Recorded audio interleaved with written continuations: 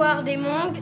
On explique quand ils ont été en Mongolie et qu'ils sont allés en Chine, qu'ils se sont fait chasser par les Chinois et quand ils sont arrivés il y a 40 ans jusqu'à maintenant.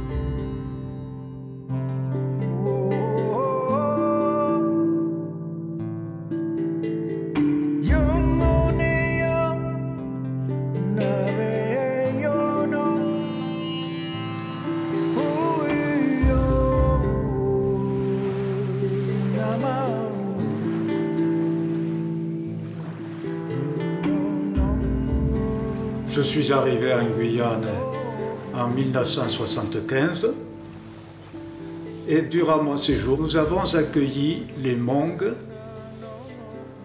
Et l'accueil des Mongs, ça a été quelque chose d'assez compliqué dès le début parce qu'on sentait que la population guyanaise n'accueillait pas d'un très bon œil des étrangers, bien que c'était les habitants de notre ancienne Indochine française.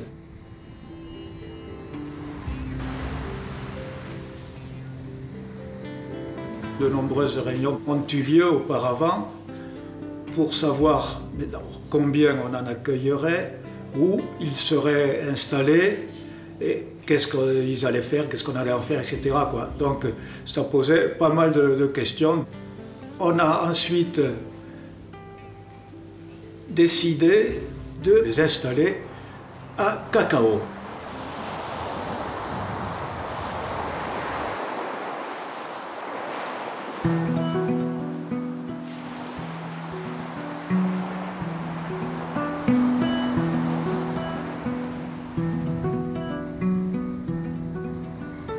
Le conseil municipal, il m'avait demandé mon avis sur l'arrivée de Mongs, mais moi je ne savais pas ce qu'on appelait un Mong. Alors j'ai eu des explications avec lui. En dehors du conseil municipal, un Mong, c'est un homme venu d'Asie. Alors je dis en ce qui me concerne. Il peut en arriver 10 000, 20 000, 50 000. Il y a suffisamment de place dans la forêt pour qu'ils s'installent, s'ils viennent faire ce que je ne fais pas moi-même.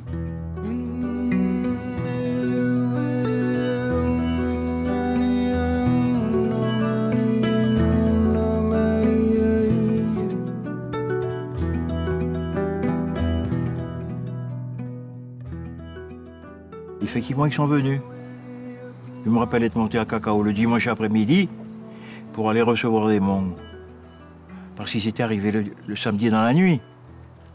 Et quand je suis arrivé à Cacao par le chemin forestier que j'avais tracé moi-même, parce que c'était plus par la pirogue qu'on allait à Cacao, j'ai vu un curé. Il savait que j'allais venir. Il m'a dit, monsieur, c'est monsieur l'éveillé. Je lui ai dit, c'est moi-même. Il m'a dit, moi, je suis le père Brix. C'était lui qui accompagnait ces Mongs. Et les Mongs se sont éparpillés dans la forêt. Tous les petits Mongs ont disparu, parce qu'ils ne savaient pas qui c'était. Au fur et à mesure, ils ont appris à connaître M. Léveillé parce que j'étais en aval avec la Syrie. Ils étaient contents de venir me voir pour ramasser quelques petits bouts de bois, pour faire des échanges, pour leur donner quelques plants de bananes que j'avais qui traînaient dans la nature, quelques plants de cacao. J'ai connu Cacao à cette époque-là, et il y avait deux personnes qui vivaient au Dégras. Il y avait un créole qui s'appelait Timajo, puis il y avait un Vietnamien qui s'appelait Tafia. C'était un pêcheur et un chasseur. Il y avait juste un petit bungalow, un petit truc en paille, au bord du fleuve. Mais il n'y avait absolument rien, il n'y avait pas de route.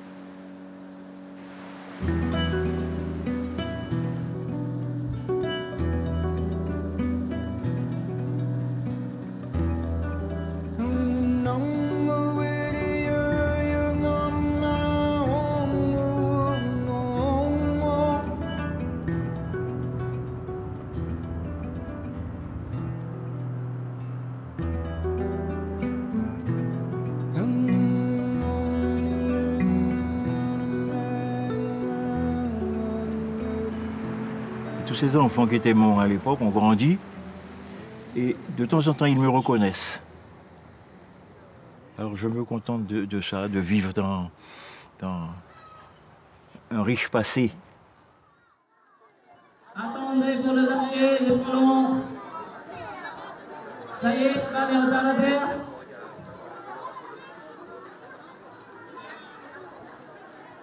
Bon, pas de main. Allez, tout le monde est prêt? 5, 4, 3, 2, 1, lâchez!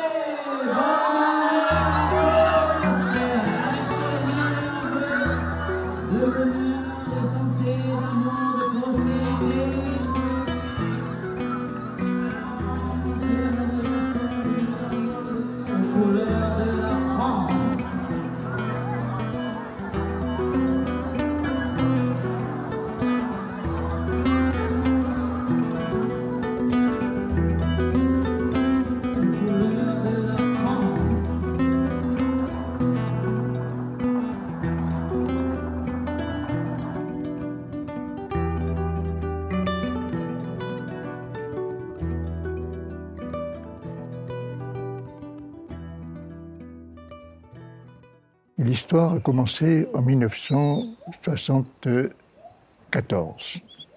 Dupont-Guenet, qui avait été acteur central des douanes à Saint-Laurent, à la fin des années 70, avait écrit un bouquin sur le développement économique en Guyane.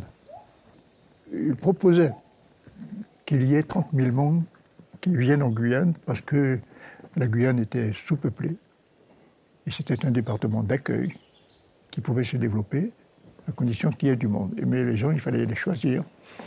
Et les mondes qui vivaient dans le même climat au Laos étaient tout à fait indiqués pour immigrer en Guyane. Ça correspondait d'une part à ma philosophie du développement et que d'autre part, à la télévision, on voyait tout le temps des boat people se faire couler par les communistes, des monks se faire tuer parce qu'ils fuyaient le communisme. Et sur le plan humain, j'avais considéré que ma philosophie, qui était aussi humaniste, était de venir en aide à ces personnes-là. Et puis, une discrétion de RFO a mis ça à jour. Et on nous avait annoncé à l'époque qu'il y aurait une vaste immigration de monde. Il n'était pas question de quelques familles, mais à l'époque, les journaux de la France disaient qu'il y aurait un contingent de 50 000 personnes. Donc vous voyez un peu, les Guyanais avaient peur. Notre idée, en tout cas, a beaucoup. Quand on a commencé à dire que nous ne souhaitons pas l'arrivée des mondes en Guyane, notre idée, c'était pas non pas de rejeter une population quelconque, alors que nous sommes faits, nous tous les Guyanais, tous ces mélanges et de tous ces métissages. C'est pas les gens qui arrivent qui nous ennuient, c'est pourquoi et dans quelles conditions ils arrivent. Et j'ai été obligé de sortir du bois et de, ouvertement, faire part de ma décision d'accorder, d'implanter, non pas 30 000 mondes, parce que nous n'étions que 76 000 habitants à ce moment-là, mais sans famille, avec des conditions. D'une part, que ce ne soient pas des gens âgés qui viendraient obérer le budget social du département, et donc des jeunes. D'autre part, que ce soit des ruraux, pour ne pas que ça échoue, parce qu'ils ne sont pas adaptés au milieu rural guyanais. Et troisièmement, que ce soit assez loin de l'île de Cayenne. Au début du mois de septembre, à l'aéroport de Rochambeau, débarquent les 45 premiers mondes. Ils ont quitté 36 heures plus tôt l'aéroport de Bangkok pour la Guyane, via Roissy et Orly. Quelques hommes, quelques femmes, beaucoup d'enfants en bas âge, les yeux gonflés de fatigue. Il y a eu toute une campagne politique pour pouvoir contrer cette initiative-là. Et je leur disais, vous allez voir, j'ai donné mon accord pour créer un village à cacao. Vous allez voir que ça va réussir. Nous l'avons constaté.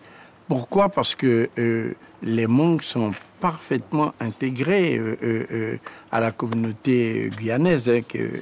Petit à petit, ce sont des travailleurs. On a pu constater que c'était des gens qui vraiment avaient adopté le pays. Et aujourd'hui, je crois qu'ils revendiquent leur guyanité.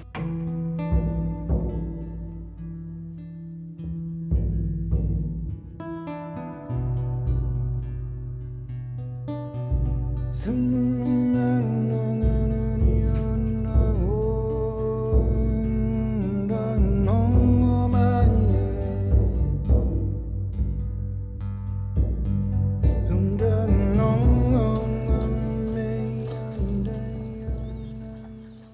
m'appelle Yama Augustin et je suis arrivé à Guyane il y a 40 ans. J'avais 20 ans. En tant que réfugié, on ne sait pas où est-ce qu'on va. On ne sait pas est-ce qu'on sera accueilli par le pays d'accueil. Et une fois qu'on a entendu que la France sauve la Guyane, et mes parents se précipitent comme ils ont un programme d'installer des agriculteurs. Arrivé à quelque même, au fond de moi-même, je dis que maintenant il faut qu'on bosse beaucoup pour mettre en valeur toutes les zones qui nous entourent. Au début, nous sommes 100 personnes, c'est-à-dire que pour essayer si ce projet fonctionne, si ça fonctionne, il y aura 400 personnes qui viendront nous rejoindre dans quelques mois. Et nous avons mis tout le monde, ce qui peut travailler pour vraiment exploiter tout autour pour qu'il ait une réussite. Les outillages que nous amenons avec nous, c'est-à-dire que les sabres, les haches. Et à ce moment-là, nous ne connaissons pas ni les tronçonneuses, rien.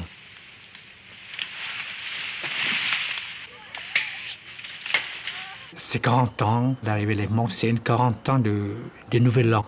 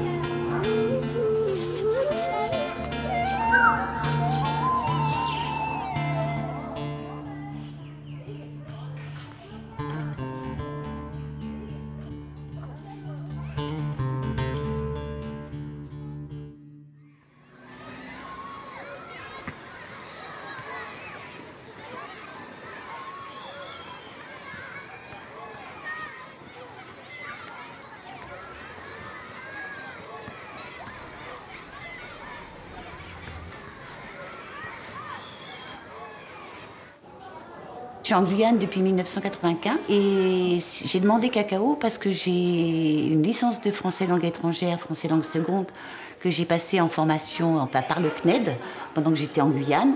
Et j'ai voulu mettre en pratique ce que j'avais appris en théorie. Donc c'est moi qui ai demandé Cacao. Au départ, quand je suis arrivée à Cacao, j'étais qu'une institutrice. Et en cours de temps, 3 ans après, je suis devenue la directrice. Mais comme c'est une petite école, je suis toujours l'enseignante de la classe unique de maternelle. Quand je suis arrivée en 2005, il y avait 85% des enfants de l'école qui étaient Hmong. Et les autres, il y avait des petits Saramacas, des petits Brésiliens, très peu de petits métropolitains.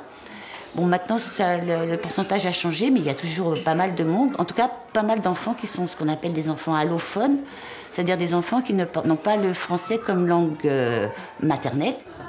Et donc, la mise en pratique de ma licence de français langue étrangère, c'est qu'en sortant de ma classe, en fin de grande section, mes élèves soient bilingues. À Cacao, on est éco-école depuis 10 ans. C'est une école qui marche par projet. Des projets plutôt sur le développement durable. On a été la première éco-école de Guyane à participer à l'Eco-School, ça s'appelle Eco-School. C'était la première fois que les écoles des DOM pouvaient s'inscrire dans le programme éco-école.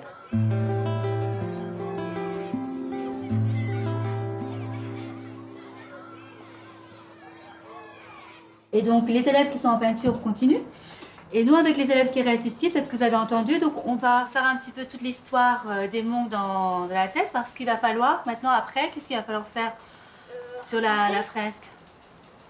Raconter l'histoire? Raconter. Il va vraiment falloir faire un peu comme on a vu pour les autres histoires, faire un résumé, c'est-à-dire essayer de trouver une phrase très simple qui va résumer un petit peu tout ce qui se passe, tout ce que vous avez fait avec Carmen. Et puis les élèves de CM1, donc vous allez mettre vos tabliers après et on reprend la peinture, d'accord?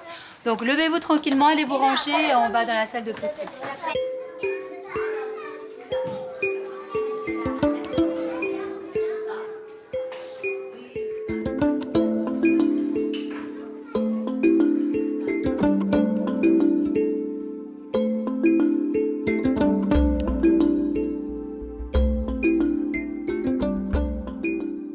L'intention, c'était de raconter l'histoire des Hmong voilà, aux enfants. Et là, c'est donc l'arrivée des Hmong à Cacao, la transmission, comment ça s'est passé, comment on raconte ça, quand ils ont quitté leur pays parce qu'il y a eu l'invasion, il y a eu la guerre. Et après, ils ont dû venir à Cacao. Cette partie, elle sera insérée par la suite en peinture. Et après, la construction du village, les maisons, le champ, les marchés au début, quand ils ne produisaient encore pas beaucoup de choses, et par la suite, voilà. Là, on a voulu, pour les 40 ans de Cacao, remettre ça sous forme d'une fresque, en incluant le travail de la poterie, voilà, de la peinture.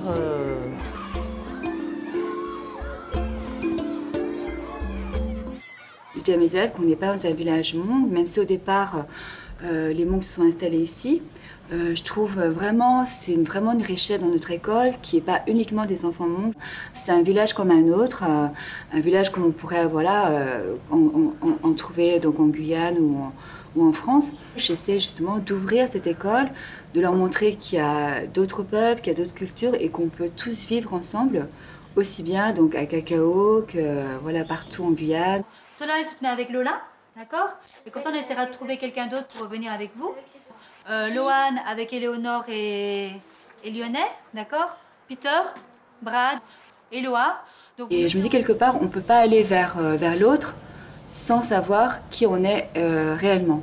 Savoir qui on est pour pouvoir justement s'ouvrir aux autres. Et donc, d'où l'importance de travailler, de bien connaître sa culture, mais pas pour s'enfermer, mais au contraire, pour mieux appréhender justement la culture de l'autre.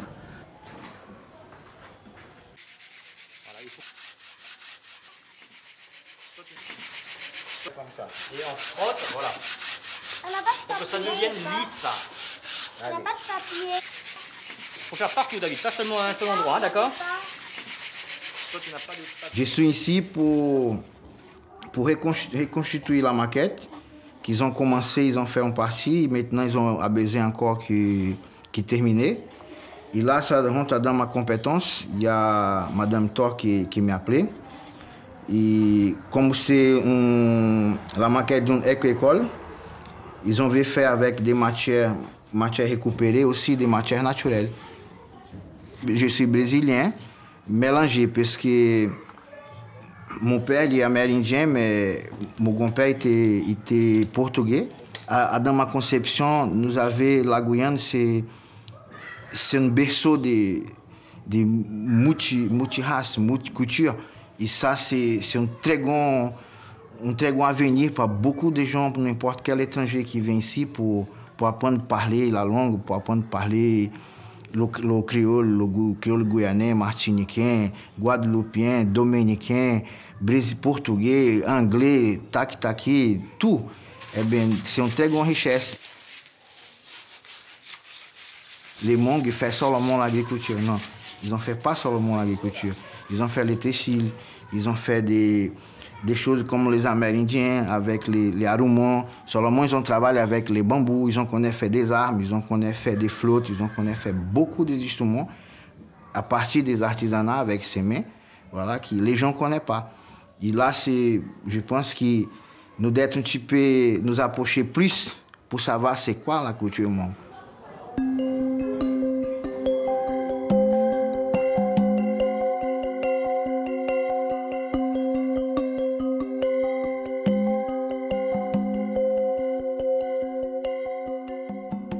va faire un défilé à 10h, mais je ne sais pas si ce sera prêt à 10h, parce que j'attends encore les deux dames, là. Elles vont habiller avec de chignons aussi. Ce sont des faux cheveux pour les chignons.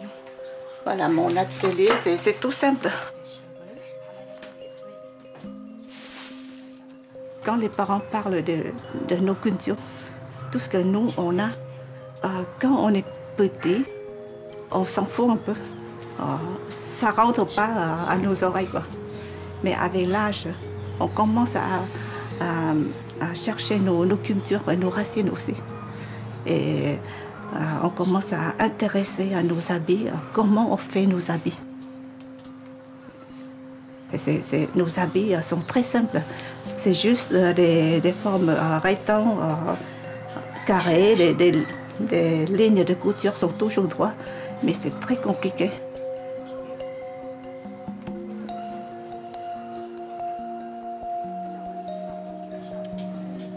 On se sent bien ici. Une fois on retourne au Laos, c'est vrai que les Guyanais et les Français nous manquent beaucoup aussi. Avant, si j'ai bien le mot, de vous dire bonne année en Hmong. Donc, bonne année en Hmong. Nyo Jong Xiong Chia. Nyo Jong Xiong Chia.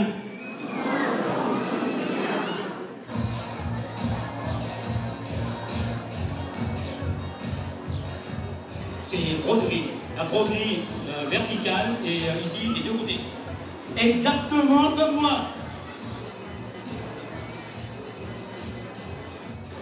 Mon verre de Luanangkan à présent de chignon en forme de corne de bœuf, toujours aller de l'avant.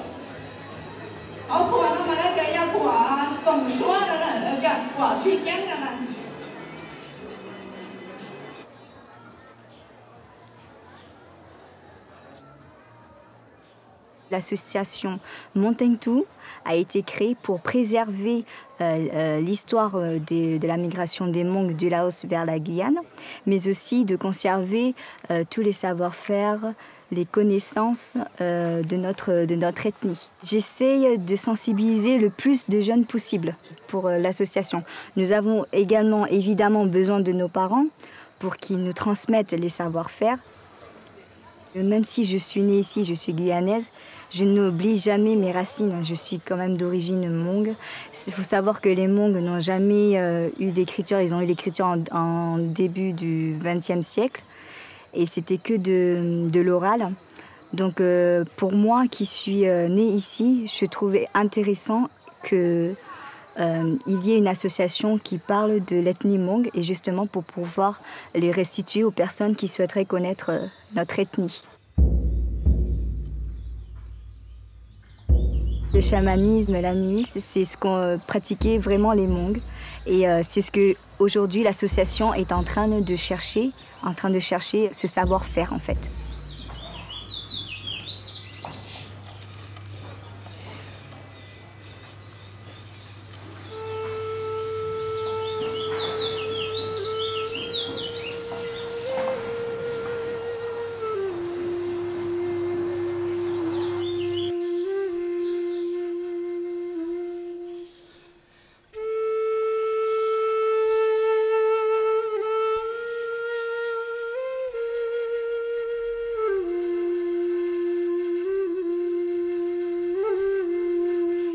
Mon père, c'est monsieur Lau Phaineng.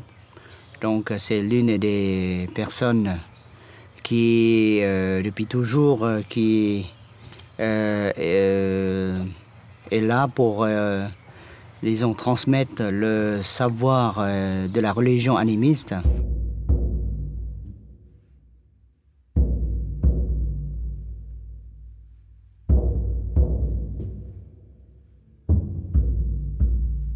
Dans chaque maison, il faut qu'il y ait un hôtel comme vous voyez là. Cet outil, c'est un outil de consultation qu'on appelle ça en Hmong Chakoa. À Cacao, nous avons 3 religions, le catholique, le protestant, l'animiste.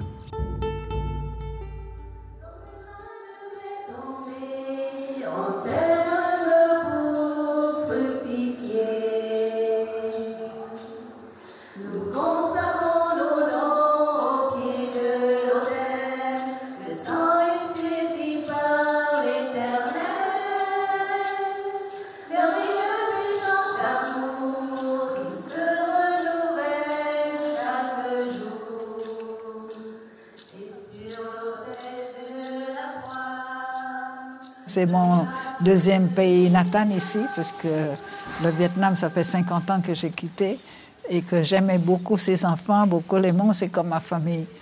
Je suis arrivée en septembre 1978.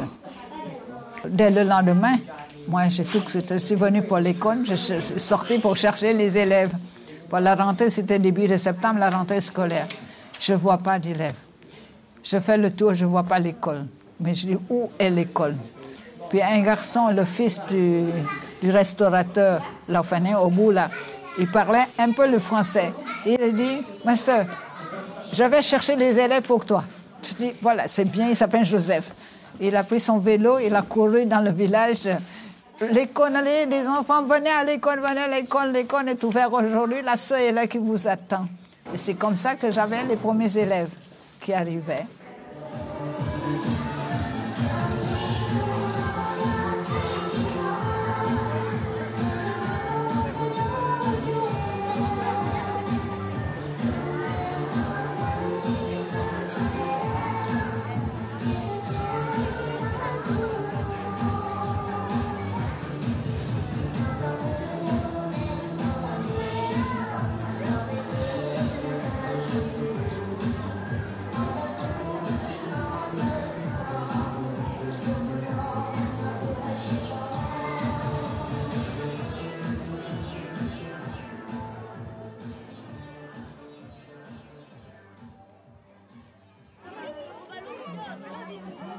Je suis un instituteur à Cacao depuis plus de 30 ans maintenant.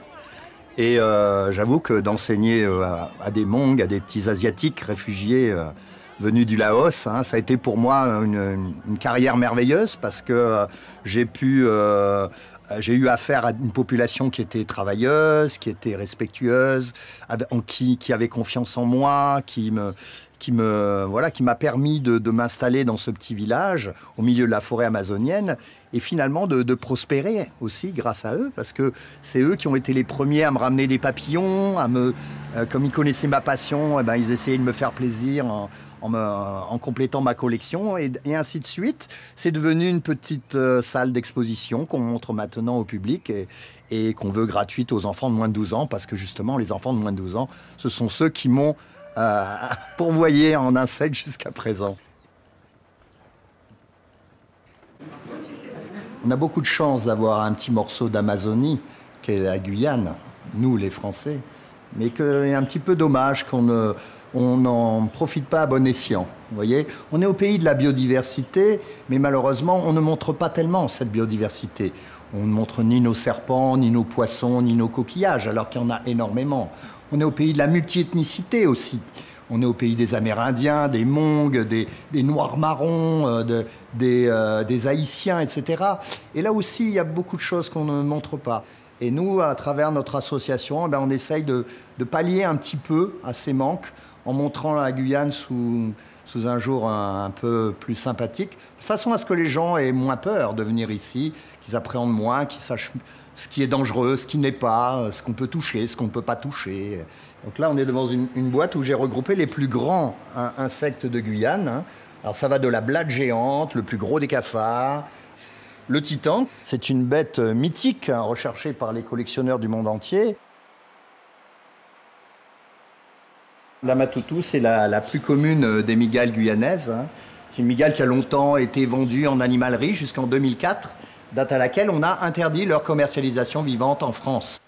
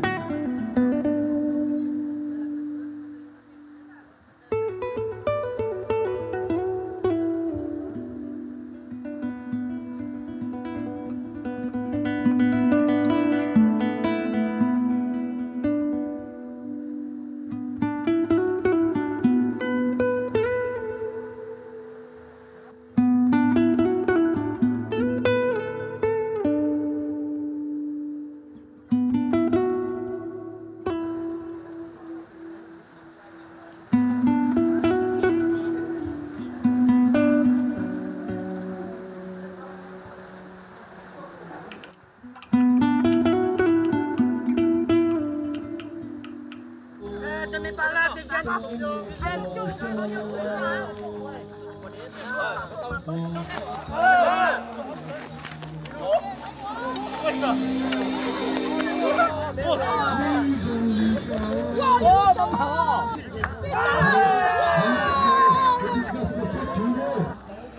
suis ingénieur au Centre national d'études spatiales à Kourou. Je suis assistante commerciale à France-Guyane. Alors moi je suis née à Cayenne.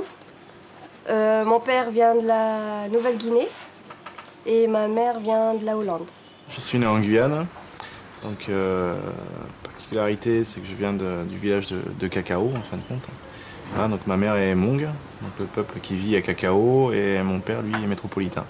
Donc pour moi le métissage en fin de compte c'est une chance, particulièrement une chance parce que déjà on baigne dans des cultures différentes, et donc ce qui est clairement mon cas moi, donc je pense avoir appris beaucoup des deux cultures, hein. D'une part la culture Hmong et également d'autre part donc la culture métropolitaine.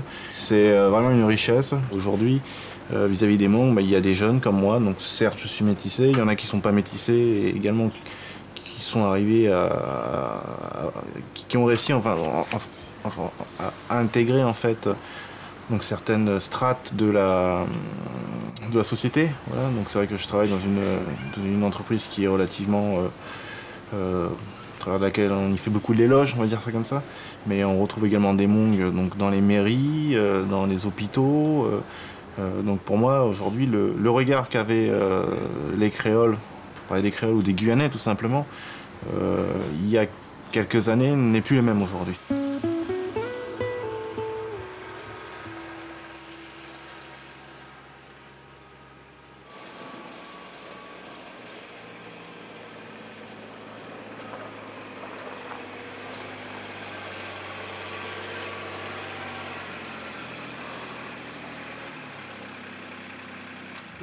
Je m'appelle Madame Va. Je suis agent communal à la mairie annexe de Cacao. J'ai fait une première demande de naturalisation en 90 ou 91, je ne sais plus. Mais elle n'a pas abouti à l'époque et cela m'a découragée. J'ai refait la même demande en 2016, elle a été acceptée. Alors, après la fête vendredi, je vais à Cayenne, à la préfecture, pour récupérer mes papiers. Alors bien sûr que je suis heureuse.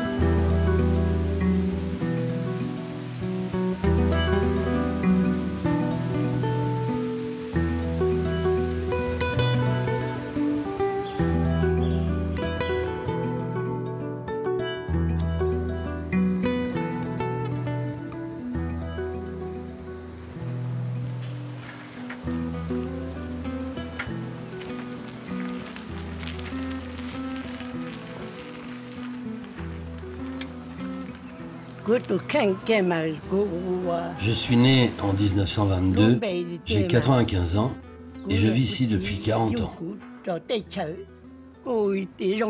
Je suis très heureux d'être venu en Guyane. Mais ma tristesse est immense quand je pense à ceux de ma famille et mes compatriotes qui ont péri au Laos.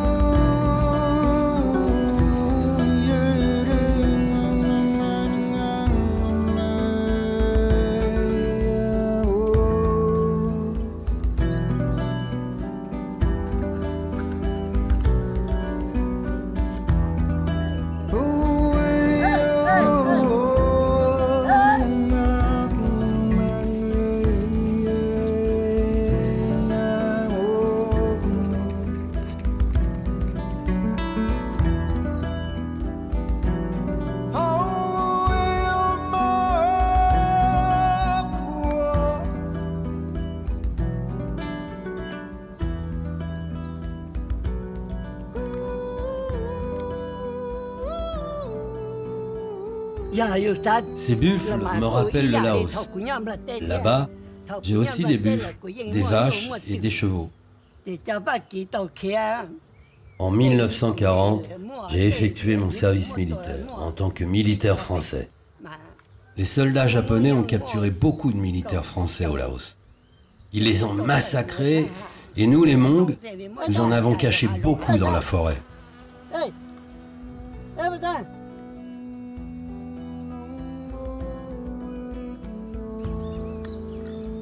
J'ai donné ma vie et travaillé pour la collectivité, auprès des militaires, quand j'étais jeune, et ici à Cacao comme chef de clan quand je suis arrivé. Maintenant, j'ai tout laissé aux jeunes.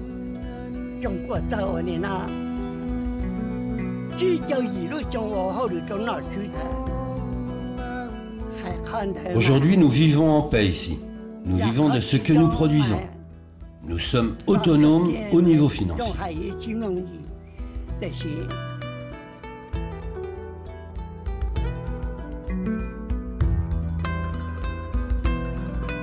Et grâce à cette réussite, nous sommes complètement intégrés à la population guyanaise.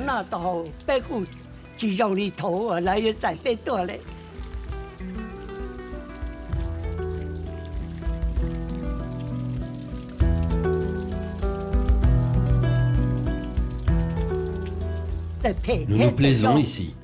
Notre peuple a enfin trouvé une terre et nous sommes en paix. Il faut vivre ensemble, que l'on soit blanc, jaune, noir, rouge. C'est une communauté de destin, un peuple arc-en-ciel.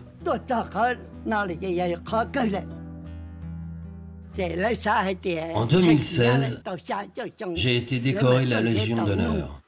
On m'avait promis cette médaille il y a des dizaines d'années. Franchement, je n'y croyais plus. Je pensais que la France nous avait oubliés.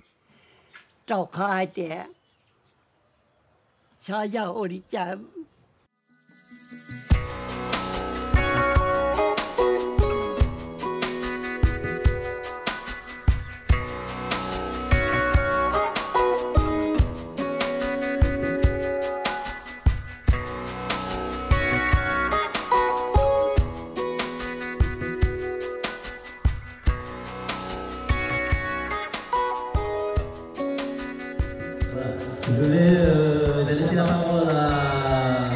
le maire et on va procéder à l'ouverture officielle du nouvel monde de Cacao de l'Église. Merci, bonjour à tous. Je crois que le temps de discours sera sous notre message. Maintenant, il appartient à nous tous d'ouvrir ce 40e nouvel an, cette 40e année d'existence de Cacao qui est très symbolique pour nous et pour la Guyane.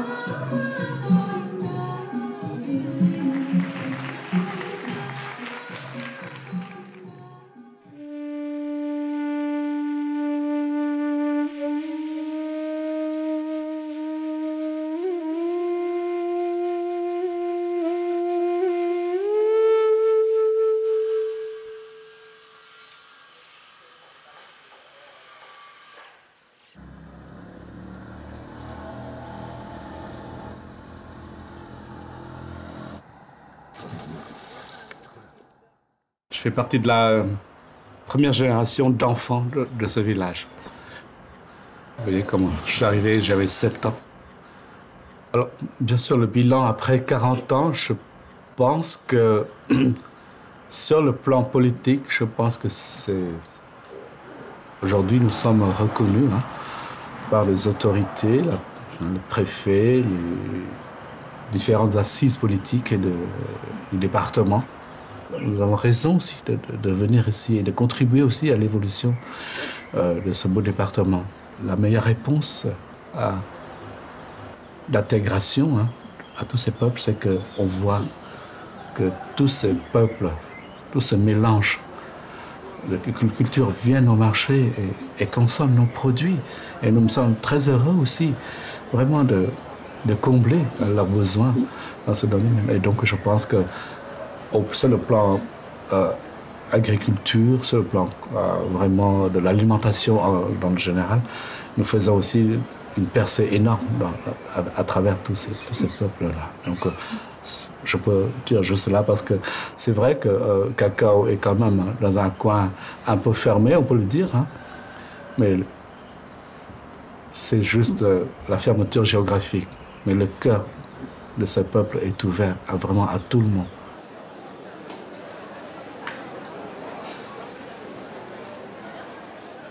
Nous souhaitons que ce pays qui nous a accueillis avec beaucoup de sagesse, avec beaucoup de bonté, qu'il n'y ait plus un Guyanais Hmong, un Guyanais blanc, un Guyanais créole, un Guyanais brésilien. Et à ce moment-là, on trouvera un vrai Guyanais. Là. Moi, je reprendrai la même idée. Je pense que le moins important qu'on devrait garder, c'est l'unité. L'unité pour nous, les Hmong, au sein de la communauté. Et on le voit donc, avec ce nouvel an unique donc, cette année pour les 40 ans. Et l'unité donc en Guyane.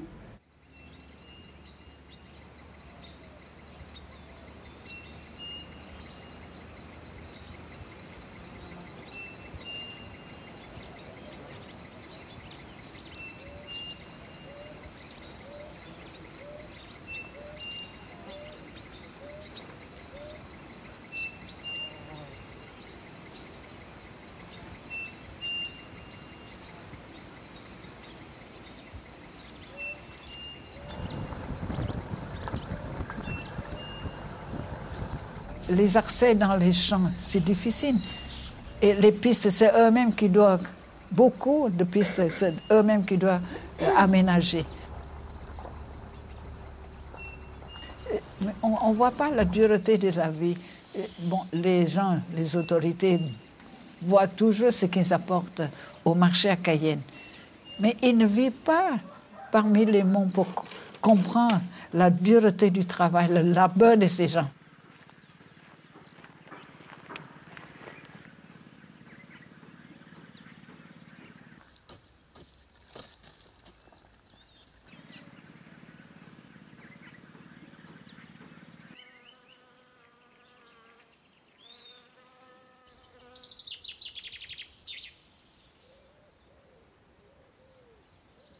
Ce que je peux espérer pour le cacao, c'est que, d'une part, ceux qui veulent faire l'agriculture aient suffisamment de terrain pour le faire. Non plus 1 hectare, 2 hectares, 3 hectares, mais 50 hectares.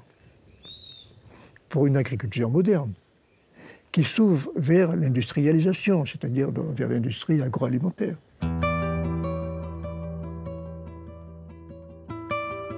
Il faut penser à aller au-delà. Il faut traverser les frontières de la Guyane à la métropole. Nous avons ce marché européen qui est là. En y réfléchissant, je pense qu'on peut faire des choses. Et la Guyane est aussi cette plateforme qui est là, de l'Europe, de la France. Mais il y a le marché sud-américain aussi, le Mercosur qui est là, le Brésil, l'Argentine, tout ça. C'est énorme. Et ce que je souhaite donc, c'est diversifier l'agriculture dans une direction qui s'ouvre vers l'industrialisation.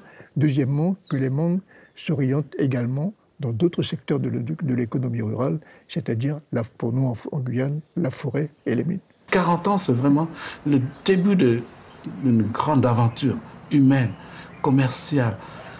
Et vraiment, je suis vraiment fier de constater que sur le plan stratégique, géographique, nous sommes en Guyane.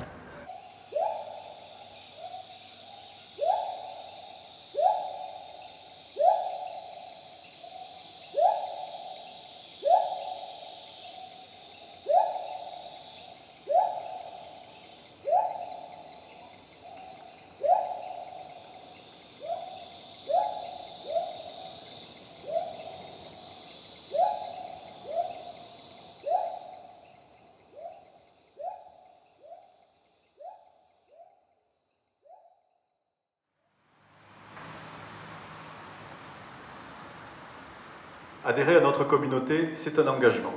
C'est savoir que nous avons des droits, mais aussi des devoirs. Le premier, c'est le respect de la loi. Dans notre République, chacun et chacune peut vivre en paix et réussir. C'est pourquoi il faut respecter la lettre, mais aussi l'esprit de la loi. Dans chacun de nos actes, nous devons mettre un esprit républicain, un esprit de dévouement au sens commun, un esprit de fraternité, un esprit de tolérance. Je vous félicite une nouvelle fois, je vous dis et je dis vive la République et vive la France. Merci beaucoup.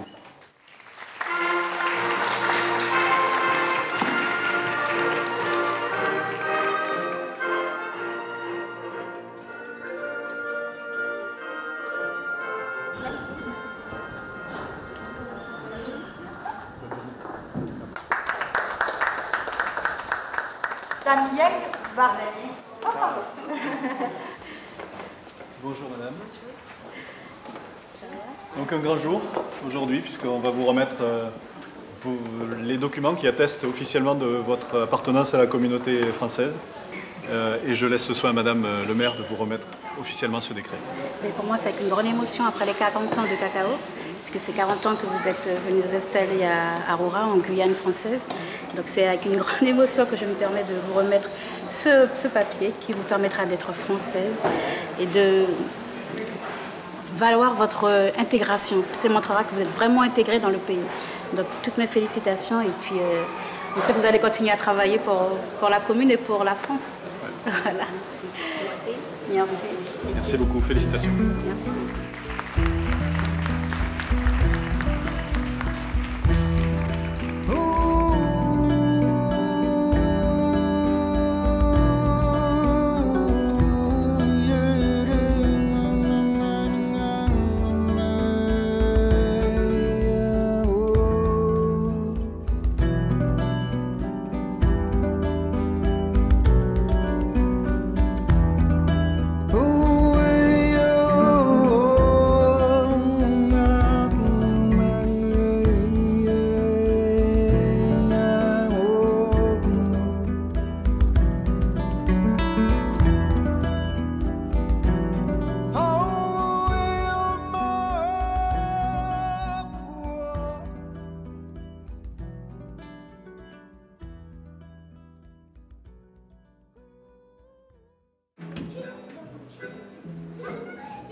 J'habite une maison patate, un petit chanteur. J'habite une maison patate, un petit chanteur. J'ai du poil aux pattes, j'aime les tomates, et tirer la queue du hibou, et tirer la queue du hibou. D'appliquer par les mains, avec les doigts, d'appliquer par les mains, avec les doigts.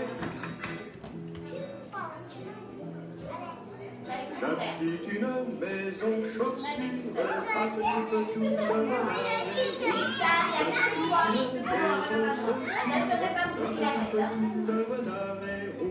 je fais les voitures à la confiture, j'ai fait lécher par les matous, j'ai fait lécher par les matous. D'appliquer par les mains, avec les doigts.